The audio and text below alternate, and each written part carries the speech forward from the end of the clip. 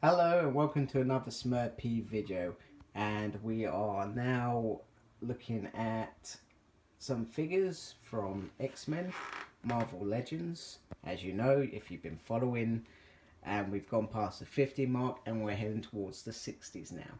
So these four characters probably have one thing in common, which is the Builder figure. So if you guess before I get there, please comment and I'll run through them. First up is Betsy Braddock, aka Psylocke, and this is based kind of on the 90s Psylocke.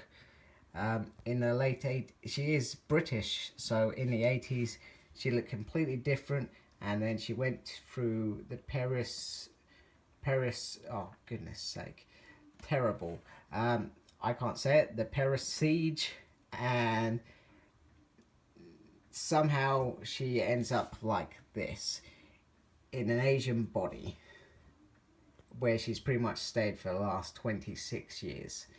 So it's pretty cool. She ended up getting some crazy optic eyes with cameras, and her other body ended up with the ninja whose body she had. Revenge.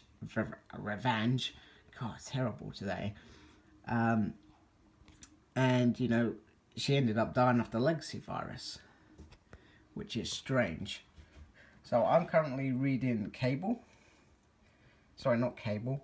X-Force, and it's Cable's X-Force. So with her, Marrow, and Fantomex, and she's kind of a void killing, but then she's also conflicted because she says I'd rather do it instead of anyone else. And pretty much Wolverine was like that. I'm the best that I am, and if anyone's going to do the killing, I'm going to do it. So in terms of this figure's quite nice. The only problem with mine is, well, it's got a blue thing on there, but who poses their figure like that? I don't know.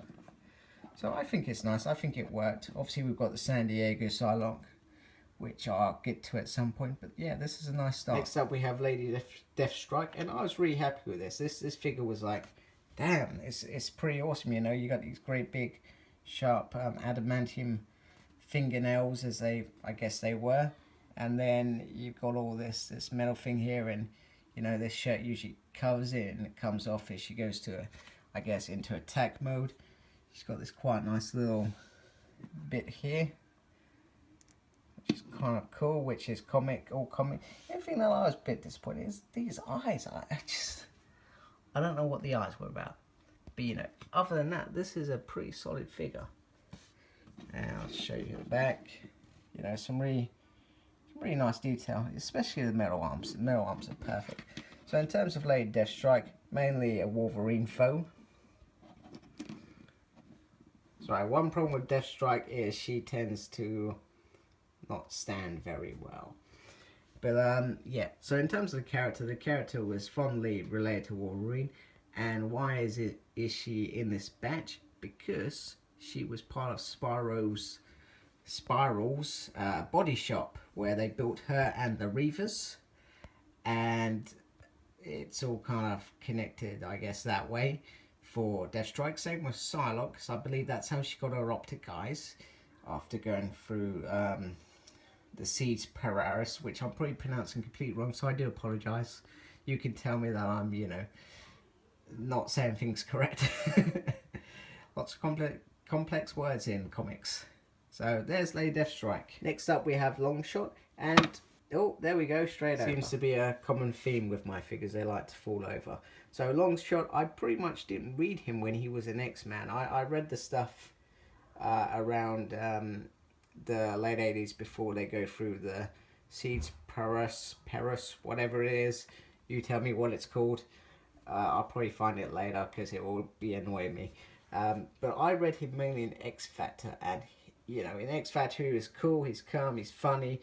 You know, I don't think he intends to be funny, but you know, it's pretty cool. And then you had the whole Shatterstar story. Who were Shatterstar and Longshot to each other because they look so alike. I think Shatterstar's like his granddad. Oh, I don't know. Always clone. I'm gonna have to read that again because that's gonna bug me. But in terms of this figure, I thought this figure was really nice.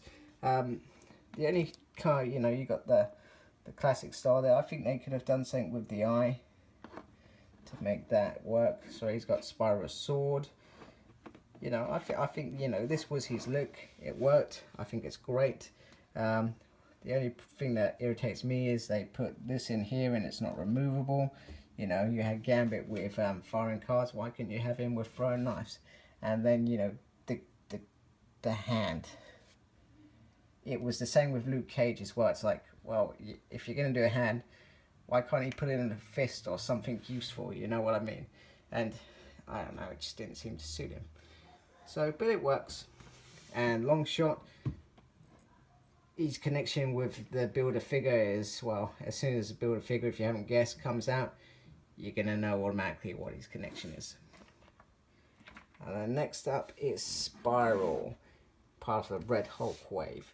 And this figure, I actually really like this figure. There's a variant with a gold helmet, which I don't know what that's about, but you know, the arms work, swords, oh, and it's got this sword that obviously goes in. Lots of arms, lots of swords, mechanical armor. I thought that was pretty cool. That's a bit annoying, that sword down there, because you can't take it out. The only problem with mine is I've got a bit of purple on there, not a deal breaker or anything. It still works in a thing. And there's the back. With the fact that it's got so many arms, it's not actually that top heavy. So I think it works. I like it.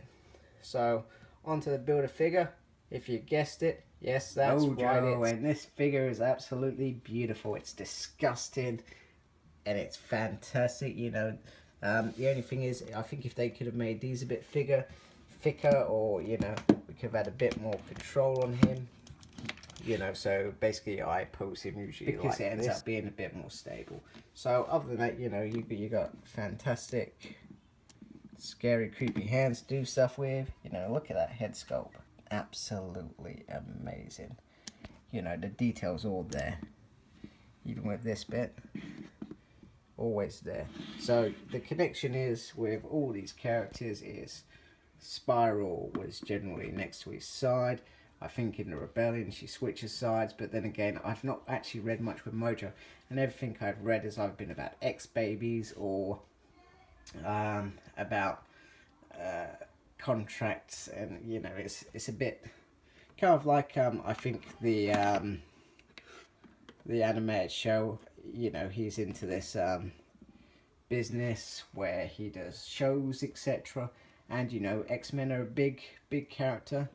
So you've had Mojo. Longshot was his biggest star, and eventually he rebelled so much with Dazzler, and he actually, I think he actually kills Mojo because he hasn't got a spine or something. I think he stabs him, don't quote me on that, but like I said, not read much, so don't actually really know.